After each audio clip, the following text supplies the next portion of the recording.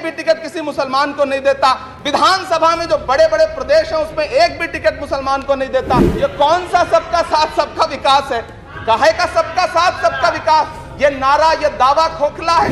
मैं तो उनसे कहना चाहता हूं कि तुमने नफरत का जो बाजार सजाया हुआ है, तू ये कहता है मुसलमान पराया हुआ है, आजा दिल चीर के दिखलाऊं वतन का नक्शा, मेरा भारत मेरी सांसों में समाया हुआ है। हम उसको किसी को हर दिन उसका सबूत नहीं देते फिरेंगे।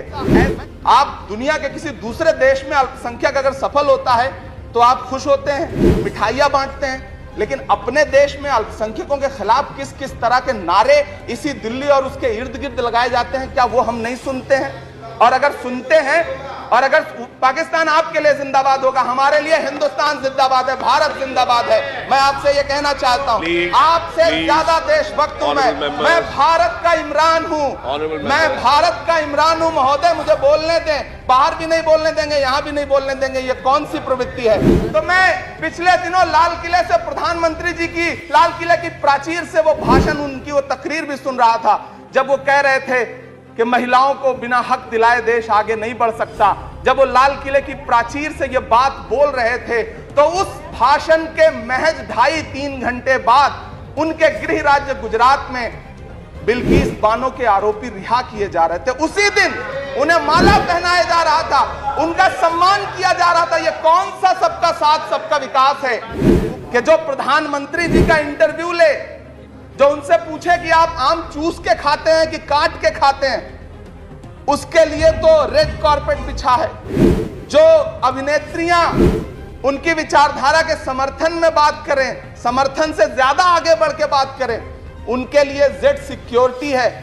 लेकिन वो शाहरुख खान जो पूरी दुनिया में भारत के तिरंगे का मान बढ़ाता है, जिसे फीफा वर्ल्ड कप में आमंत्रित किया जाता है, उसके लिए सोशल मीडिया पे किस तरह के ट्रेंड चलाए जाते हैं। कौन सा सबका साथ सबका विकास है महोदय? पूरे देश में प्रधानमंत्री जी दावा करते थे सबका साथ सबका विकास के नारे के साथ कि 2022 में हर व्यक्ति के सर पर छत होगी।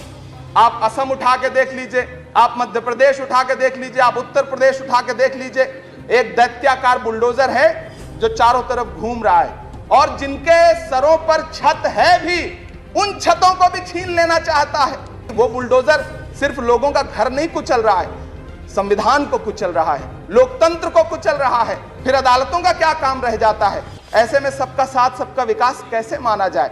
संसद से महज 800 मीटर की दूरी पर जंतर मंतर पर खड़े होकर के कार्यक्रम आयोजित होता है, और एक व्यक्ति वहां खड़ा होकर के सीधे आह्वान करता है। दिल्ली पुलिस उस पर कोई कार्रवाई नहीं करती, उल्टा जो मीडिया उसको दिखाने का प्रयास करती है, उनको नोटिस भेजा जाता है। ये कौन सा सबका साथ सबका विकास है उपसभापति महोदय? उपसभापति महोदय, इसी दिल्ली में एक सांसद पाए जाते हैं, सत्ताधारी पार्टी के सांसद हैं, वो अपने कार्यक्रमों में सार्वजनिक मंचों पे खड़े होकर कहते हैं कि मुसलमानों का आर्थिक बहिष्कार करो।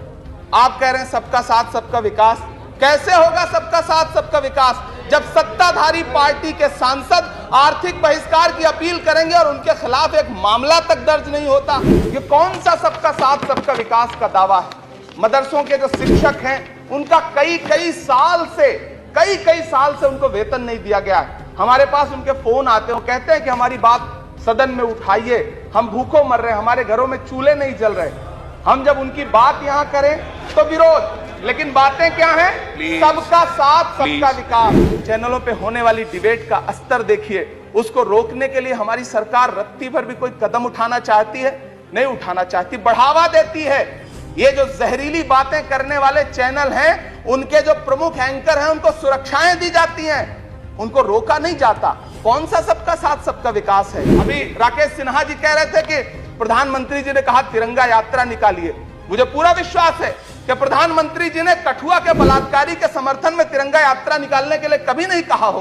विरोध में क्यों है, मैं समझ ही नहीं पा रहा हूं। अगर आप सबका साथ सबका विकास का दावा कर रहे हैं, सबका साथ सबका विकास के नारे लगा रहे हैं, तो अगर एक पर्टिकुलर एक कम्युनिटी जो जिस स्ट्रक्चर कमेटी की सिफारिशों में यह तय हो गया है कि वो दलितों से भी बदतर स्थिति में है, उसका आर्थिक सामाजिक स्थिति ऐसी है, अगर उसके उत्थान के कर रहे हैं। मैं तो सभापति महोदय बचपन से जिस विद्यालय का पढ़ा हूं, वहां संस्कृत का एक श्लोक सुना करता था कि यत्र नार्यस्त पूज्यन्ते रमन्ते तत्र देवता। मैं इसे सुना करता था। मेरा नाम इमरान है।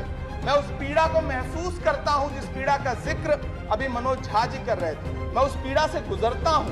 इसलिए मैं आपसे यहां खड़ा होकर कहता हूं कि हम हर दिन सुनते हैं, कई सारे मंत्री हैं जो ट्रेवल एजेंसी खोल के बैठे हैं, जो कहते हैं कि देशभक्ति हर दिन देशभक्ति साबित करो, चले जाओ वहां चले जाओ। मैं तो उनसे कहना चाहता हूं कि तुमने नफरत का जो बाजार सजाया हुआ है, तू ये कहता है मुसलमान पराया हुआ है, आजा दिल चीर के दिखलाऊं वतन का नक्शा, मेरा भारत मेरी सांसों में समाया हुआ है। हम उसको किसी को हर दिन उसका सबूत नहीं देते फिरेंगे। ऐसे में अगर ये बिल मांग करता है कि मुसलमानों के शैक्षिक और उनके सामाजिक, उनके आर्थिक उत्थान के लिए सरकार उस पर ध्यान दे, तो फिर तकलीफ क्या है, दिक्कत क्या है? क्या आपका जो नारा है वो झूठा है? क्या सबका साथ सबका विकास का नारा सिर्फ खोखला है? बजट से तो यही जाहिर होता है। हमारे लिए हिंदुस्तान जिंदाबाद है, भारत